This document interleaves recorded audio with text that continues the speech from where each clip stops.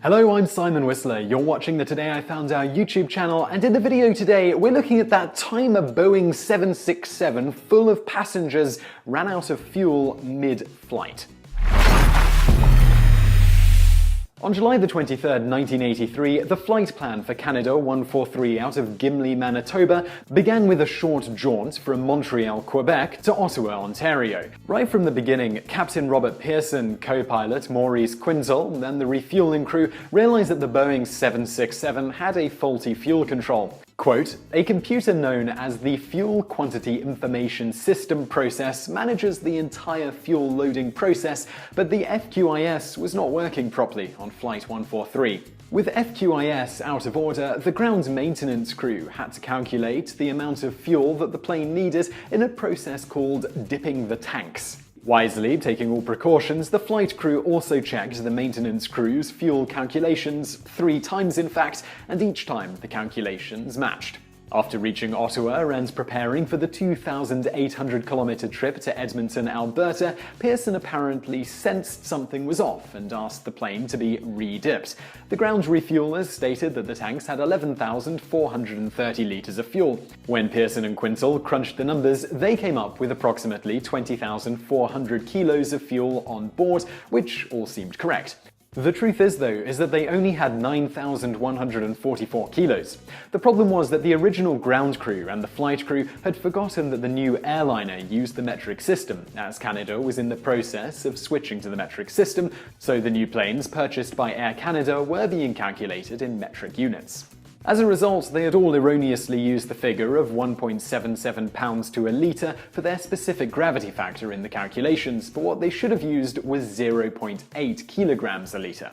The bottom line was that the plane was only filled with about half of the fuel it needed to make the trip. Shortly after dinner aboard the flight, quote, "The first warning light came on. Flight 143 was at 41,000 feet and 469 knots at the time. At that point, we believed we had a failed fuel pump in the left wing, and so we switched it off. When a second fuel pressure warning light came on, Pearson felt it was too much of a coincidence and made a decision to divert to Winnipeg. 2 minutes after that, quote, the EICAS issued a sharp bong indicating the complete and total loss of both engines. It's a sound that Bob and I had never heard before. Starved of fuel, both engines had flamed out. After a quick perusal of the manuals, which had no procedures for a loss of both engines, the pilots quickly realized that their only hope was to somehow glide the plane to a safe landing. Luckily for the passengers aboard, while they'd never tried gliding a Boeing 767, Pearson was an extremely experienced glider pilot.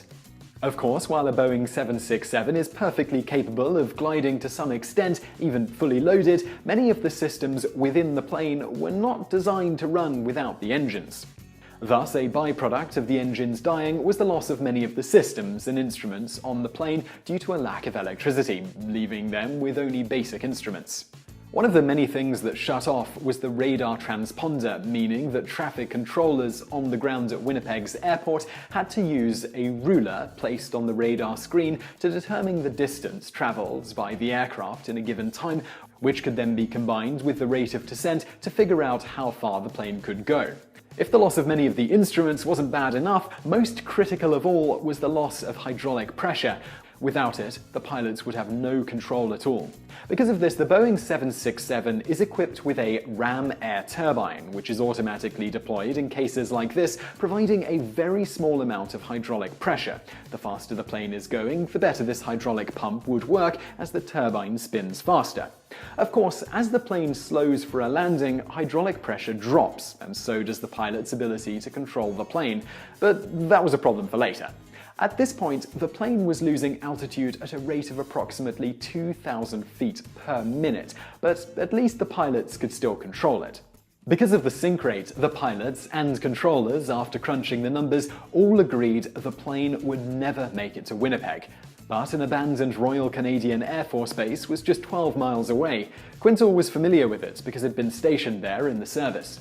Unknown to him and the controllers, runway 32L had become inactive, and a steel guardrail had been installed down most of the southeastern portion. This was the runway Pearson would ultimately try to land on, and upon approaching the runway at the old Gimli base, Pearson and Quintal realized they were too high.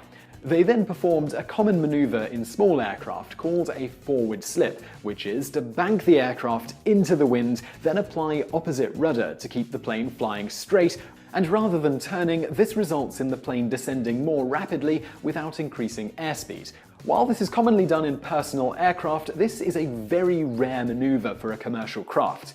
Although somewhat risky, this was the pilot's only option, since the flaps and dive brakes required power from the now inoperable engines. While all pilots are familiar with this maneuver, in fact it's generally required before you can go on your first solo flight in a personal aircraft, Pearson had a wealth of experience performing the forward slip maneuver, thanks to not only frequently piloting gliders, but also years of experience towing them. Quote, "After releasing the glider, I would have this long tow line hanging under the plane, and I had to be careful not to snag it on the farmer's fence as I approached the runway. So I would stay high until I cleared the fence and then did a steep slip to make the runway."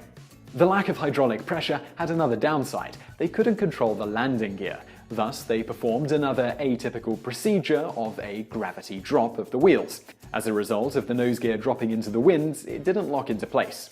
Another problem was that, unknown to the pilots, the abandoned runway had been converted to a recreational center, including auto and go-kart racing.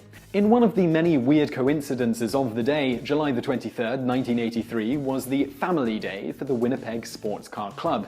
Quote, "Go-kart races were being held on one portion of runway 32L, and just past the drag strip, another portion of the runway served as the final straightaway for a road course. Around the edges of the straightaway were cars, campers, kids, and families in abundance. In what must have been a surreal moment for all of them, quote, trees and golfers were visible out the starboard side passengers' windows as the 767 hurtled toward the threshold at 180 knots, 30 to 50 knots faster than normal.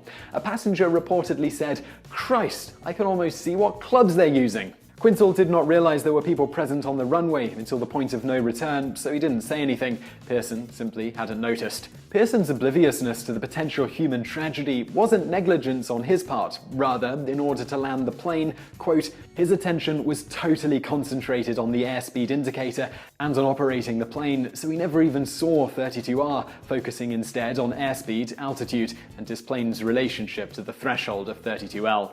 The plane had also become increasingly difficult to control as its speed decreased, and the turbine providing the hydraulic pressure slowed its spinning. Nevertheless, they managed to glide the plane in safely, and as it touched down, quote, "spectators, racers, and kids on bicycles fled the runway. The gigantic Boeing was about to become a 132-ton silver bulldozer. One member of the club reportedly was walking down the drag strip, 5-gallon can full of high-octane fuel in hand, when he looked up and saw the 767 heading straight for him. Pearson laid heavily on the wheel brakes directly after touching down and, quote, 2 tires blew out, the nose gear collapsed, the nose then slammed against the tarmac, bounced, and threw a 300-foot shower of sparks. The right engine nacelle struck the ground. The 767 came to a stop less than 100 feet from spectators, barbecues, and campers." Although some people were hurt exiting the plane due to the now contorted angle of its emergency exits, none of the 61 passengers, 8 flight crew, or people on the ground suffered any serious injury. So I really hope you enjoyed that amazing story. If you did, I'd love it if you gave us a like below. It really helps us out and gets this video in front of more people. Also, subscribe to our channel for brand new stuff just like this every day. And on the screen now, I'm also going to link over to a couple of other videos that you'll also enjoy if you enjoyed this one. Thank you for watching.